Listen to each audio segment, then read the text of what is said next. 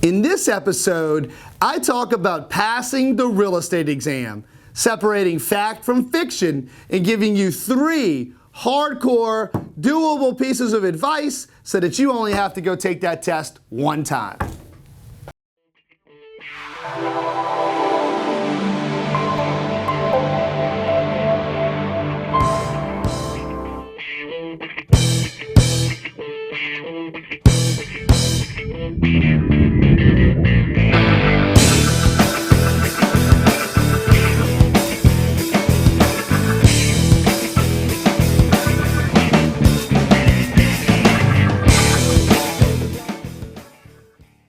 Welcome to this episode of the Ask Donaldson Show.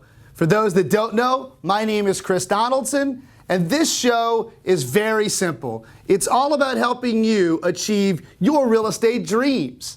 So this episode specifically is for those of you out there that want to be in the real estate industry. And as we know, the number one thing stopping you from getting where you are into this wonderful career of real estate is the real estate exam. Now, I can tell you I have spent my entire career developing programs, training agents, getting folks ready to pass the exam. And so on this show, I want to dispel some myths for you, get a little fact or fiction going, and make sure that you know if you want to pass the test, this is how you do it. But before we get into that, Ryan, we got to give a shout out to the coffee mug that I don't think you can see here. It says the hustle is real. If you know anything about me, that's about perfect. So special shout out to my good friend Amy, who sent me this as a Christmas present, and I love it. Always got coffee next to me. It's perfect. So the purpose of the Ask Donaldson Show is generally to answer your questions that you send in to us. So if you'd like to ask a question for the Ask Donaldson Show, there's 3 ways you can do it. Number 1, ask your question on Twitter and make sure you use the hashtag AskDonaldson. You can find us on our business Facebook page, facebook.com/DonaldsonEducation, and ask your question there. Use the hashtag AskDonaldson, and we also have a question mailbag, and the email address is ask@DonaldsonEducation.com.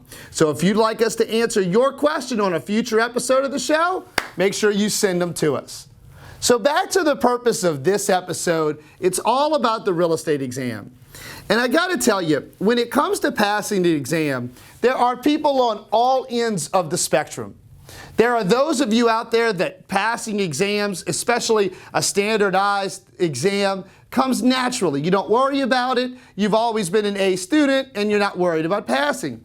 Then there's those all the way at the other end that maybe this is extremely nerve-wracking. It's something that they don't ever feel that they have to do, and so having the proper preparation becomes a key part of the formula. So what I'd like to do in this episode is compile a bunch of questions that I've received over the past several months and really my career on passing the real estate exam the first time.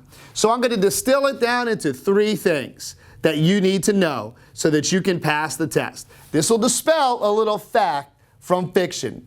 So the first thing I want you to know if you want to pass the test the first time is that you need to understand the importance of proper study habits. Because at the end of the day, there's nothing you can do to pass this exam if you don't want to study. And let me tell you, studying is all about time and effort and energy into what you're trying to accomplish, whereas you can spend tons of money buying the latest guide or practice exam or anything out there under the sun. Heck, we sell it all here, but none of it works if you don't study. So what I want you guys to understand is, especially if you have no background in real estate, if you're going to pass the exam, you need to read your materials a minimum of 3 times. And that means read them word for word. There's no substitute for good old-fashioned studying. So for instance, the manual that we have here at our school, we tell all of our students, read it 3 times. You'll be amazed what happens, because repetition works. I mean, repetition works.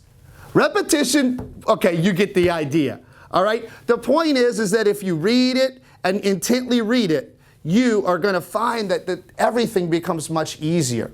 And here's the example that I'll use. If I told you, I don't know how many questions your exam is in your relative state. In ours, it's 135. If I said, here's your 135 questions and the answer key, you'd probably be pretty excited about that, right? But how hard are you going to have to study to memorize 135 questions and their answers? So even if I gave you the test, you're still going to have to put work in to memorize the questions that you're going to get on the exam. So proper study habits, what worries me the most are statistics where the average American maybe reads one book a year.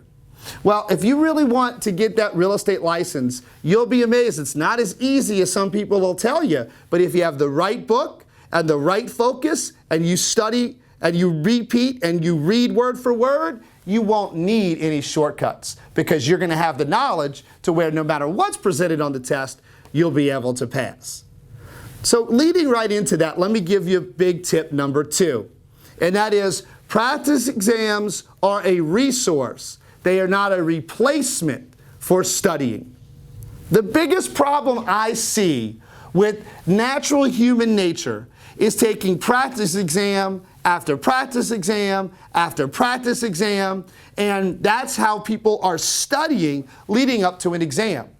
Well, let's remind ourselves the purpose of an exam. Like, why does the real estate exam exist? What's the reason for the test? The reason for the test is to assess your knowledge of the material.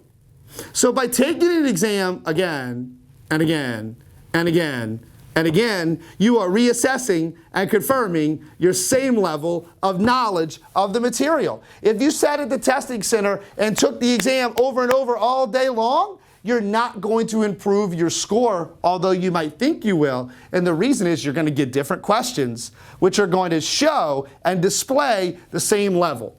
Practice exams are part of the formula. They're not a replacement for studying. Because remember, any standardized real estate exam is going to come from a test bank. You need to be prepared for anything that comes at you, not necessarily this exact question, this exact issue. So what I want you guys to understand is, let's use a silly example, okay? I am a real estate teacher, a real estate broker, an educator, a trainer. I'm not, let's say, a nuclear physicist, however you say it, right? Physicist? Okay, I'm not a nuclear physicist. So if you gave me an exam on nuclear physics right now, I'm going to get a 0. Because I know nothing about the subject. Doesn't make me dumb. It just means I don't know anything about nuclear physics. You know what? I get a 0. You hand me the test right back. I don't study at all and take it again. Tell me something. Why would my score improve? I have learned nothing more about nuclear physics from taking the exam to taking it again. But if I study really hard, let's say for 5 hours, I might get a 1. And then maybe a 2. You see, don't forget, practice exams are a supplement. They're to assess your level of learning. They are not to replace studying. So don't get caught in that loop where you're taking tests over and over and over and over again, thinking you're ready to go. It takes a little bit more than that. And then finally, the third mega tip that I have for you on passing your real estate exam the first time is on exam day, be prepared and attack the exam just like an athlete would. And so what I mean by that is this is the big day, right? However hard you've been studying, whether you've been in class online for a month or you've been in class for 2 weeks, whatever the case may be, the big day means you need to prepare properly.